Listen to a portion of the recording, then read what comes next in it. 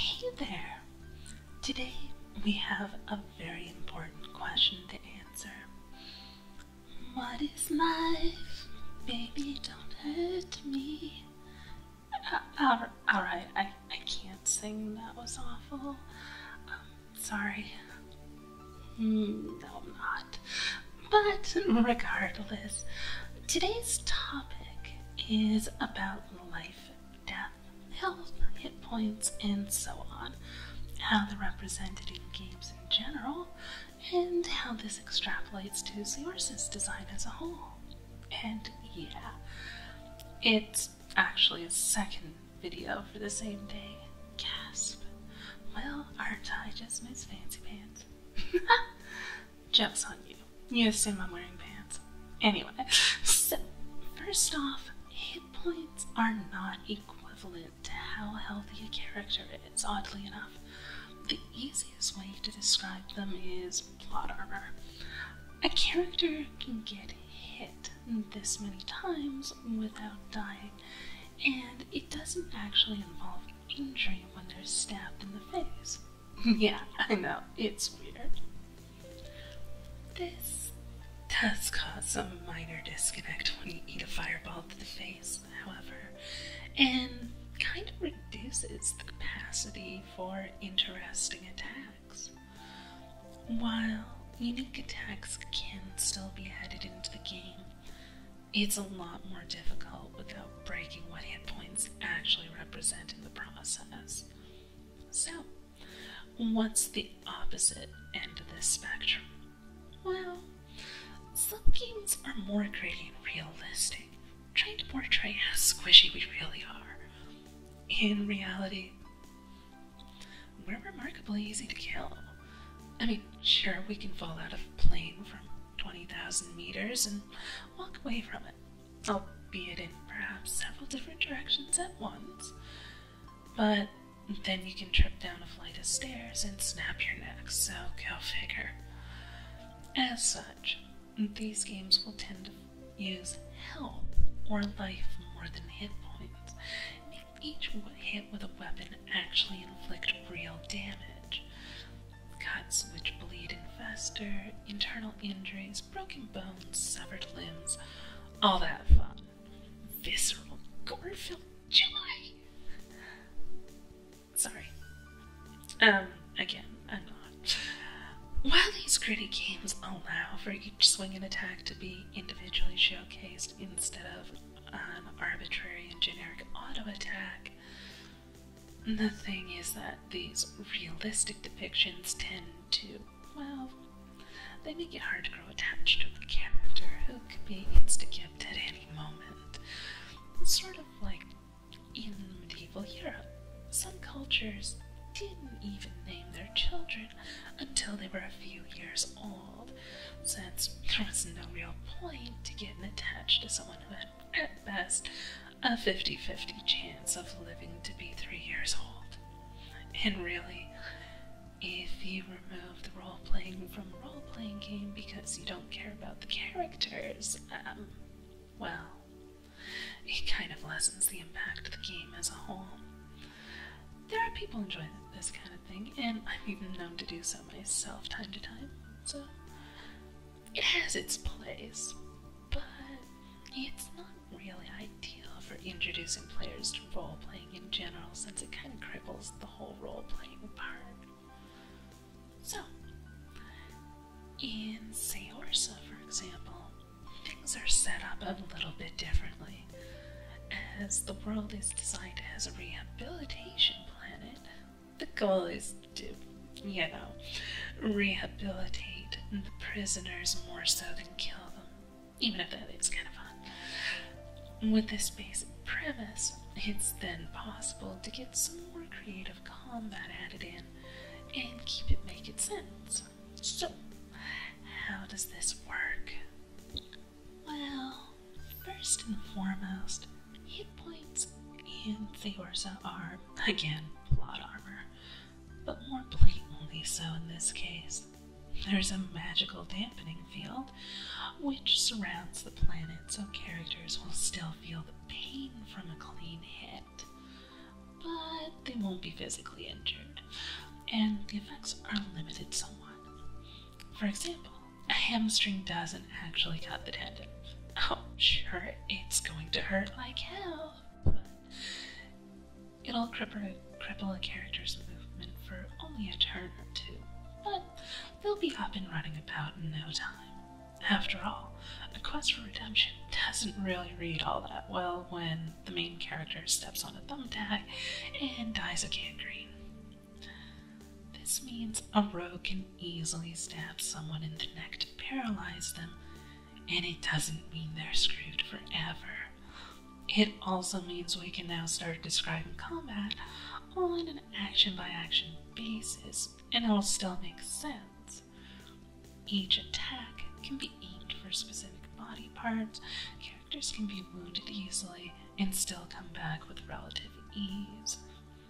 When a character in Saorsa has their hit points reach 0, however, well, that's when their body has simply taken so much punishment that the field weakens and the character is hit with the full, overwhelming pain of all the injuries they've sustained up to that point. And to be frank, when you suffer that much pain all at once, your brain just kind of goes, yeah, screw this, and runs off to hide in its safe spot, cowering with tumultuous terror, wailing in a desperate plea to just be left alone. Or it goes unconscious. I mean, call it what you want. Once unconscious, a character in Saorsa can still be attacked. No, really? Yeah. And this can very well lead to death. The thing about death is, it's a punishment. It's what makes a character not do stupid things, and it's what makes players end up playing cautiously. They don't want to die without the risk of death. It's just not scary when the big bad shows up and threatens to kill them. Or, well, that's the thing. There are fates worse than death. Players in particular have an absolute seething hatred, almost as a universal rule, towards having their loot stolen, or losing levels. As the loot thing is tied up elsewhere, in Saorsa, what with the communal base of operations for the group and such, well, that leaves level reduction. Ha, yeah, you didn't really think you'd get out of Saorsa that easily, did you? And just die? Oh no, no. I'm afraid you're here until we say you can go. You're just going to wish you were dead is all. So, a character who dies in Saorsa just comes right back from the dead. Yay. But they're crippled because of it. Their body just can't quite recall how to do the stuff it used to be able to. The muscle memory's just not there. The synapses aren't quite stitched together right yet. As such, the character loses a level essentially, locking them down from what they're capable of a bit. Oh, and for repeat offenders, dying repeatedly before the previous punishment is worn off, well, it stacks. Since remembering everything a character learns each level is a pain to keep track of, Saorsa uses a bit of a simplified form of leveling down. It simply caps the character's abilities to what would be possible for that level. If you need level 5 to cast a spell, then you can't cast it at level 4. You still know the spell, but it's like trying to speak while heavily sedated, and it doesn't really form into anything coherent. So, why is this so important to Saorsa? The thing is, players should be afraid of their characters dying. But on the other hand, they should be encouraged to remain attached to their characters as well. A dead character isn't much fun to play if they're not undead. Well, the other party members might find it amusing if they do the whole weekend at Bernie's dealy, but since that's It's only amusing for so long, however, let's just assume that the average player, especially a newbie to the game, would like to gain an emotional bond with their character over time, to watch them grow and change as they hack and slash their way through hordes of monsters, rescuing dragons from overly flamboyant princes, and so on. By making injuries and death not permanent, this allows for freeing up combat and role-playing options. Combat can have every attack matter, and players can be given greater freedom in how to attack and defend, rather than just trying to muddy the vision of the fight with generic auto-attacks. Additionally, this means combat can be streamlined for dice.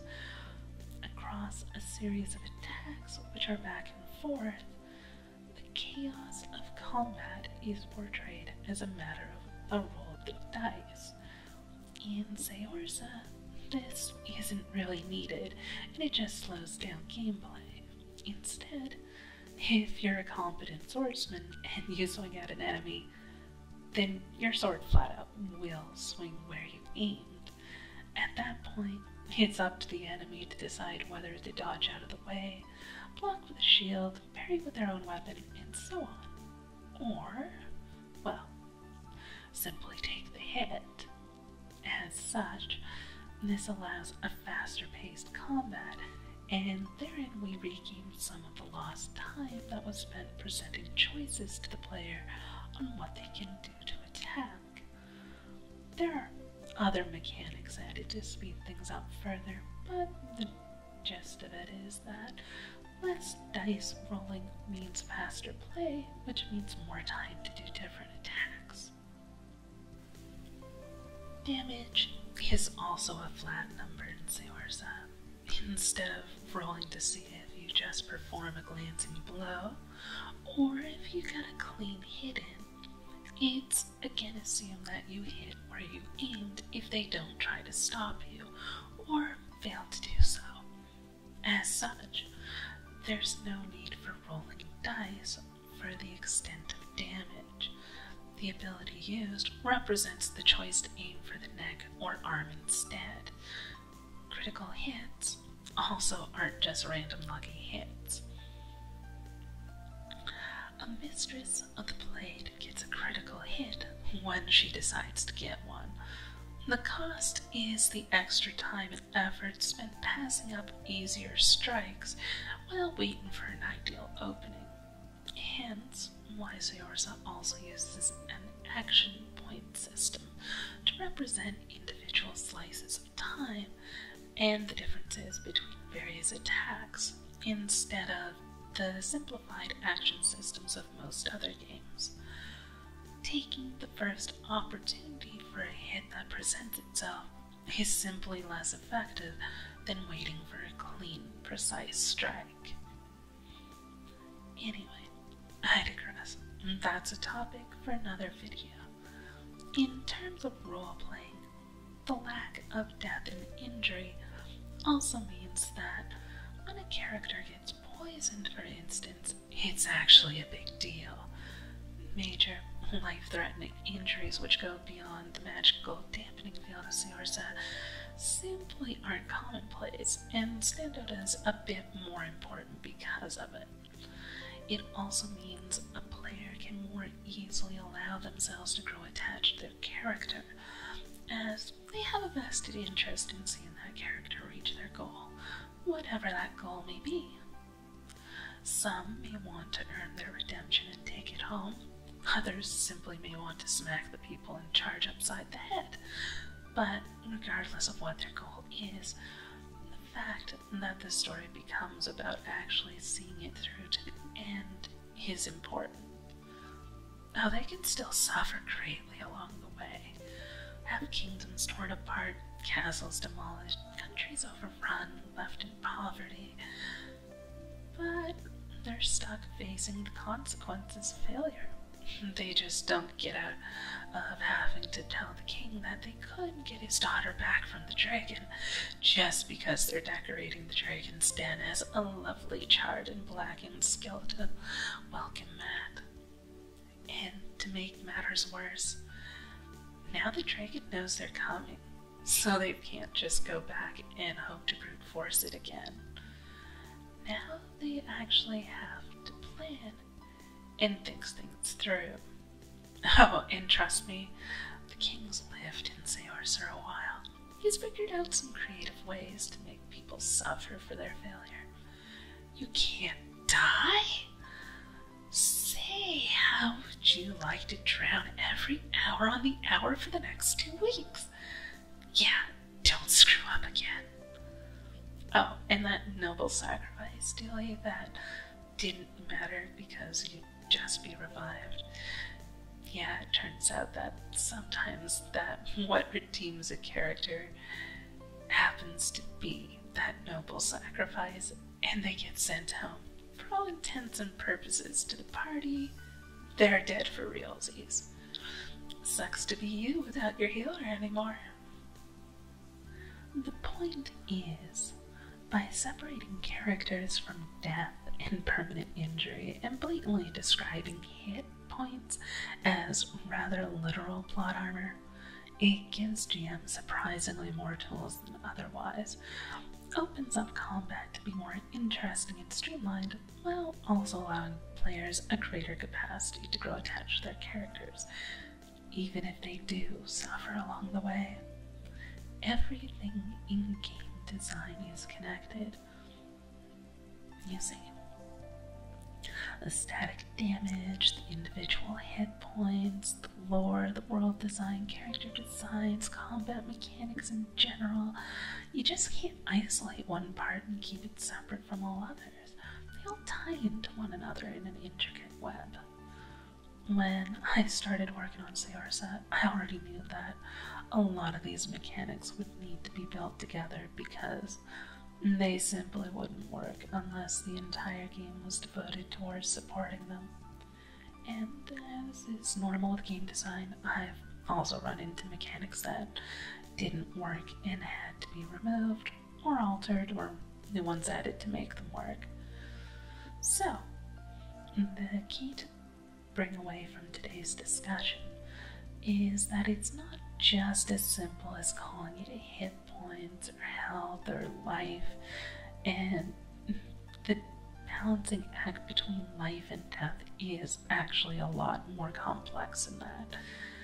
If you want to really make a great game, you're going to have to consider all the aspects and how they play against one another. My personal recommendation is to create a basic idea and then contrast how one aspect alters the others. Then do another pass and use the verse as self-referential inspiration. Then do it again and again and again, each time getting a bit better and strengthening that web of related concepts. Anyway, that's it for today. I hope you enjoyed and maybe even learned a little bit along the way.